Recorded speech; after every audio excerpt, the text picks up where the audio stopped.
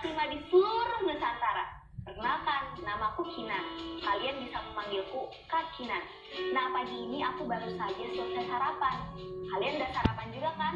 Ingat ya, salah satu manfaat sarapan adalah sebagai sumber energi, seperti kapal laut, mobil, dan kendaraan lainnya.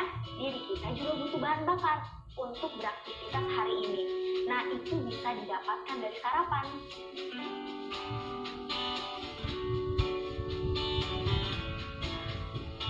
Lihat, Andi sedang menarik sebuah gerobak di jalanan berkerikil dan berbatu. Pernahkah kalian menarik benda di atas jalan berbatu juga? Bagaimana pengalamanmu? Tuliskan ceritamu pada buku latihan ya. Sebuah benda dikatakan bergerak jika berpindah dari satu tempat ke tempat lainnya. Di antara benda-benda yang bergerak itu, banyak benda yang membantu manusia. Seperti alat transportasi yang bisa membantu manusia berpindah tempat atau bepergian.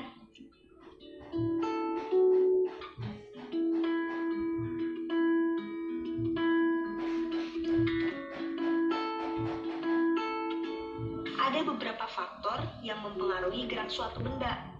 Yang pertama adalah faktor besar kecilnya gaya yang diberikan. Benda bergerak saat menerima gaya dorong atau gaya tarik. Semakin besar gaya dorong atau gaya tariknya, semakin cepat pula gerak benda.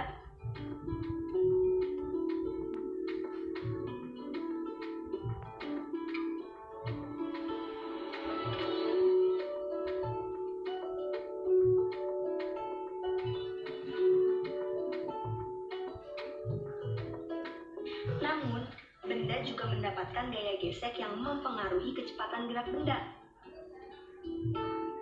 Makin besar gaya gesek, makin berkurang kecepatan gerak benda. Gaya gesek terjadi karena adanya dua benda yang bersentuhan, yaitu benda yang bergerak dan bidang lintasan.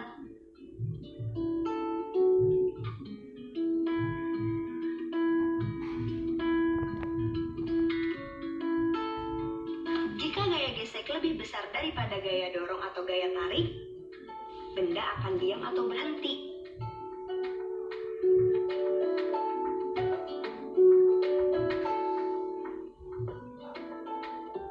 Selain besar kecilnya gaya yang diberikan, gerak benda juga dipengaruhi oleh faktor bentuk benda. Benda bersudut lebih sulit digerakkan daripada benda tanpa sudut. Benda berbentuk lingkaran lebih mudah digerakkan daripada benda berbentuk segitiga atau kotak.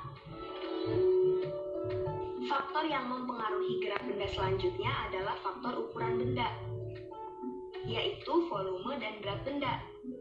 Ada benda berukuran besar tetapi ringan, dan ada benda berukuran kecil tetapi berat. Benda yang kecil dan ringan, misalnya seperti bola tenis yang terbuat dari karet, akan lebih mudah bergerak secara horizontal dibandingkan dengan benda yang besar dan berat seperti bola tolak peluru yang terbuat dari logam. Meski dilempar dengan tenaga atau gaya dorong yang sama, bola tenis akan terlempar lebih jauh dibandingkan dengan bola tolak peluru.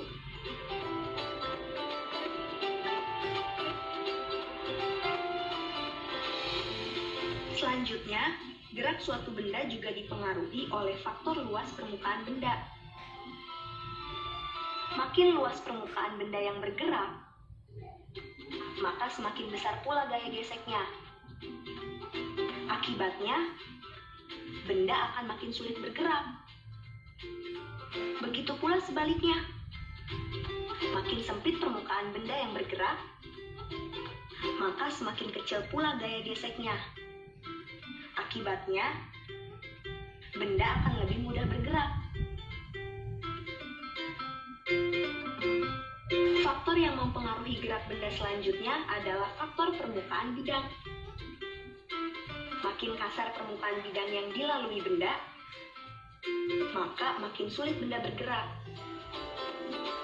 Hal ini dikarenakan permukaan kasar memberikan gaya gesek yang lebih besar dibandingkan dengan permukaan yang lebih halus.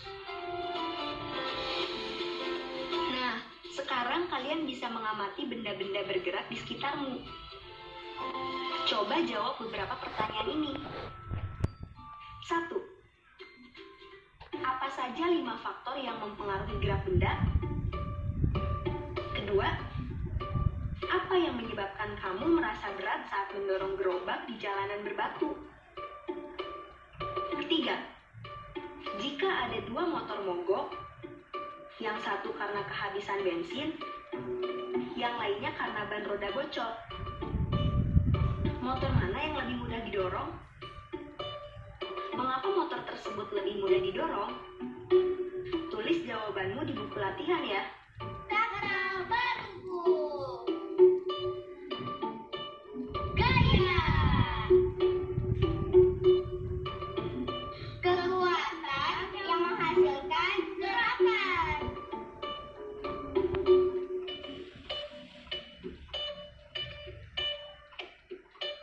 Transportasi. Pengangkutan barang atau orang oleh berbagai jenis kendaraan.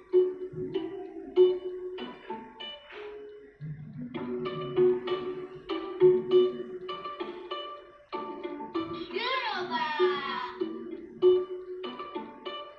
Alat yang berupa kotak besar beroda 2, 3, atau 4 untuk mengangkut sesuatu yang ditarik atau didorong oleh manusia.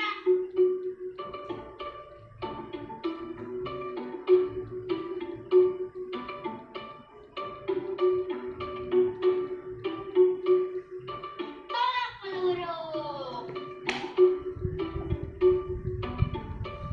Cabang olahraga lempar yang dilakukan dengan cara menolak atau mendorong bola dari logam sejauh mungkin.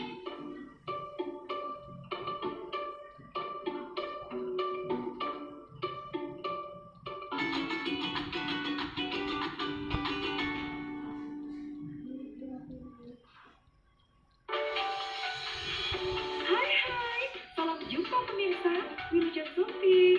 Kali ini kami akan mengajak Anda berkunjung ke kota Bandung untuk mengetahui sejarah singkat tentang Bandung Lautan Api. Peristiwa besar ini terjadi pada tanggal 23 Maret 1946. Dalam waktu 7 jam, sekitar 200.000 penduduk Bandung membakar rumah mereka, meninggalkan kota menuju pegunungan di daerah selatan Bandung. Hal ini dilakukan untuk mencegah tentara sekutu dan tentara Nika Belanda untuk dapat menduduki dan menggunakan kota Bandung sebagai markas strategis militer dalam perang kemerdekaan Indonesia. Penghuni Hamusan Bandung Selatan berhasil mencegah sekutu menduduki kota Bandung. 5 tokoh pertempuran Bandung Lautan Api pada tahun 1946, Kolonel Abdul Haris Nasution, Muhammad Toha, Mayor Mukana, Aceh Bastama, dan Sultan Syahrir. Untuk mengenang peristiwa penghuni Hamusan Bandung Selatan, maka dibangunlah Monumen Bandung Lautan Api. Nah pemirsa, udah dulu ya. Semoga informasi yang kami sampaikan bermanfaat dan dapat menambah wawasan Anda. Terima kasih dan sampai jumpa.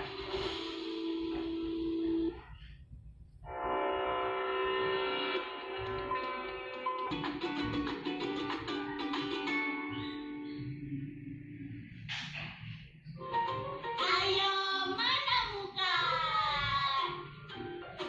Halo adik-adik. Perhatikan kubus yang dipegang oleh Andi. Pada setiap sisi kubus terdapat sebuah angka. Nah, sekarang terlihat ada angka 1, 2, dan 3. Coba temukan kemungkinan angka-angka yang tidak terlihat pada kubus tersebut. Agar setiap sisi yang berlawanan, jika dijumlahkan memberikan hasil yang sama.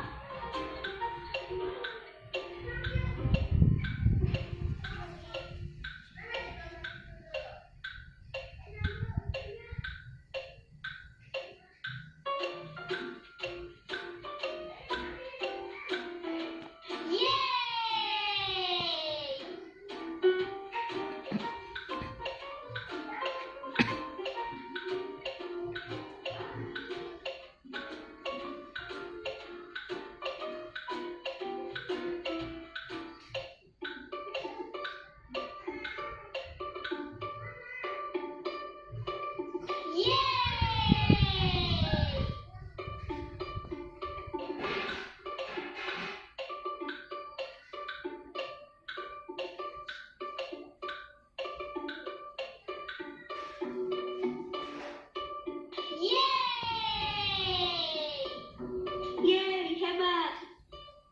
Andi berhasil menemukan angka-angka yang tidak terlihat. Bagaimana dengan kamu? Angka berapa saja yang kamu temukan? Ayah, lihat ya, alat transportasi laut yang memiliki banyak bentuk yang beraneka ragam. Ada kapal feri, kapal layar, kapal nelayan, dan kapal peti kemas. Kamu tahu nggak? Selain kapal-kapal itu dipakai untuk mengangkut orang sebagai alat transportasi, kapal-kapal itu juga bisa dipergunakan untuk mengangkut barang dari satu pulau ke pulau lainnya. Coba kamu perhatikan, apa yang dibawa oleh kapal itu? Itu kapal peti kemas kan ya? Benar, Andi. Coba kamu perhatikan lagi. Bentuknya seperti bangun ruang apa, ayo? Aku tahu. Bentuknya seperti balok. Karena bidang sisinya berhadapan memiliki segi empat yang berukuran sama dan memiliki bidang sisi yang berbentuk persegi panjang. Hebat, Andi. Kamu tahu nggak, kenapa bentuknya harus kotak? Kenapa tidak bulat seperti bola? Supaya bisa ditumpuk dong ya. Kalau bulat nanti kesana kemari dong ya. Nah juga nanti tidak bisa ditumpuk. Iya, benar ya.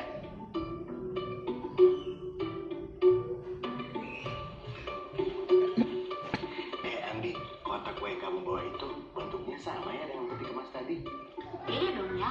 Kalau kotak kue ini kan berbentuk kubus karena semua bidang sisinya berbentuk persegi yang berukuran sama. Kalau peti kemas itu kan tidak semuanya berbentuk persegi, ada juga yang berbentuk persegi panjang. Nah, kalau tadi itu berbentuk balok. Pinter nih anak ayah. Adik-adik masih ingat kan dengan kotak kue kubus yang dipegang Andi tadi? Kira-kira bagaimana ya cara membuat kotak kubus seperti itu? Coba perhatikan 6 persegi berikut. Jika disusun 6 persegi tersebut akan membentuk sebuah kubus. Nah, 6 persegi yang disusun ini disebut dengan jaring-jaring kubus. Manakah yang dapat merupakan jaring-jaring kubus? Coba kita bentuk kubus dari jaring-jaring nomor 1.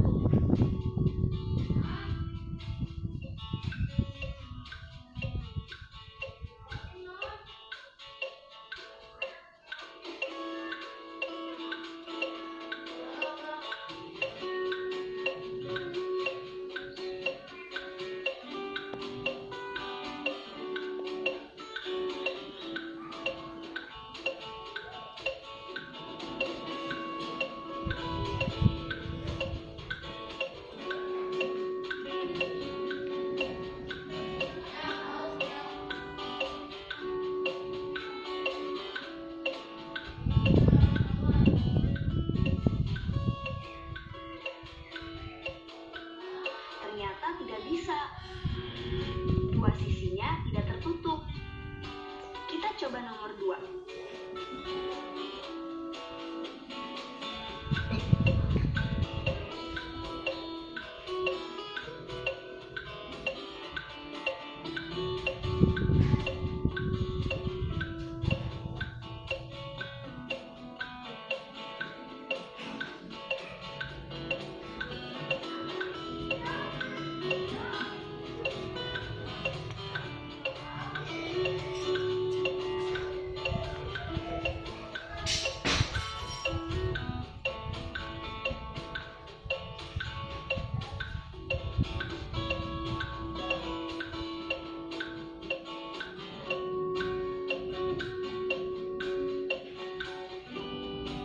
Ya, sempurna.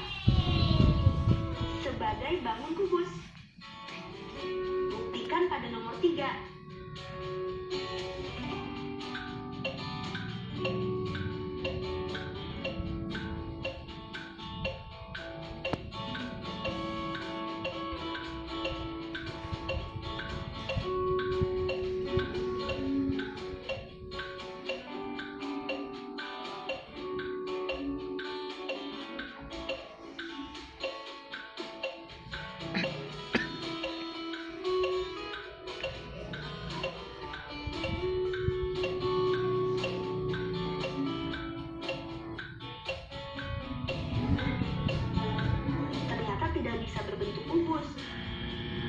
satu sisinya tidak terbentuk.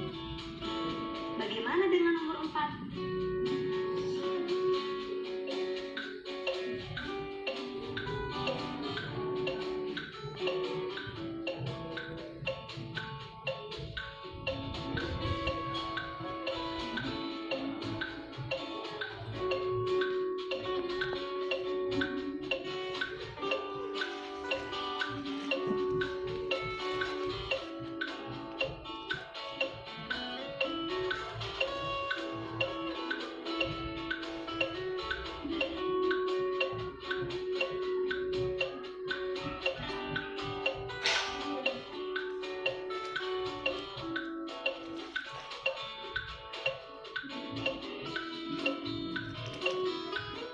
Berhasil. Jaring-jaring ini membentuk kubus sempurna.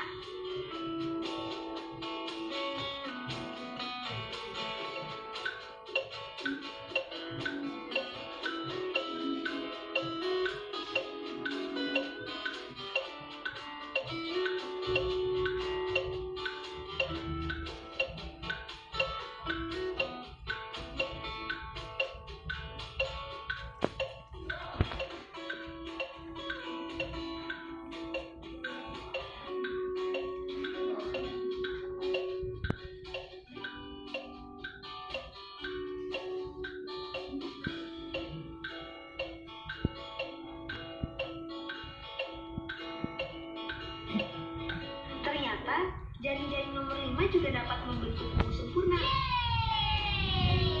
Terakhir, jaring-jaring nomor 6.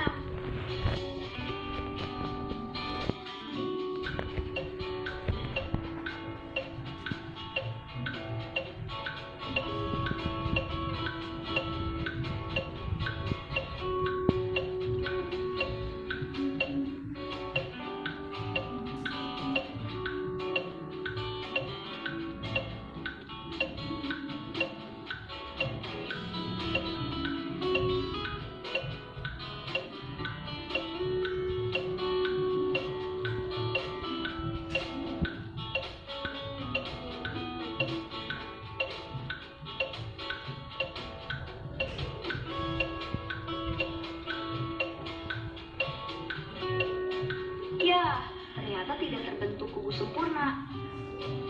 Salah satu sisinya bolong. Hebat sekali, kalian sudah berhasil menemukan jaring-jaring kubus.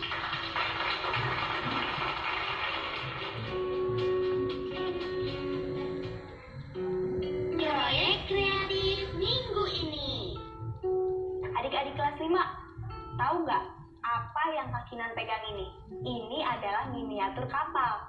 Miniatur adalah tiruan benda yang bentuknya sama, tapi ukurannya kecil. Nah, untuk proyek kreatif minggu ini, kalian akan membuat miniatur alat transportasi bersama keluarga kalian yang mengandung unsur kubus dan balok. Tahapan hari ini adalah yang pertama dari 5 tahap yang ada. Kalian memulai dengan menentukan rencana proyek secara rinci dan lengkap. Mulailah dengan menuliskan jenis miniatur alat transportasi, dan bentuk kendaraan, serta alat dan bahan yang kira-kira diperlukan. Selamat berkreasi! Refleksi.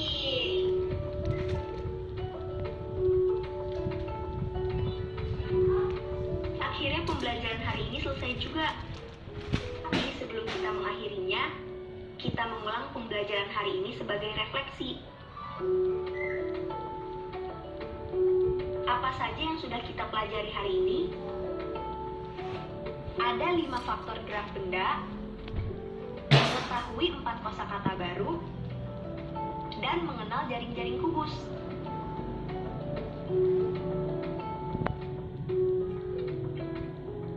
Wah, nggak terasa ya, pembelajaran hari ini harus berakhir.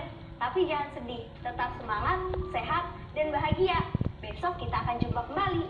Jangan lupa untuk mereview pembelajaran hari ini bersama orang tua kalian di rumah ya. Sampai jumpa besok, dadah!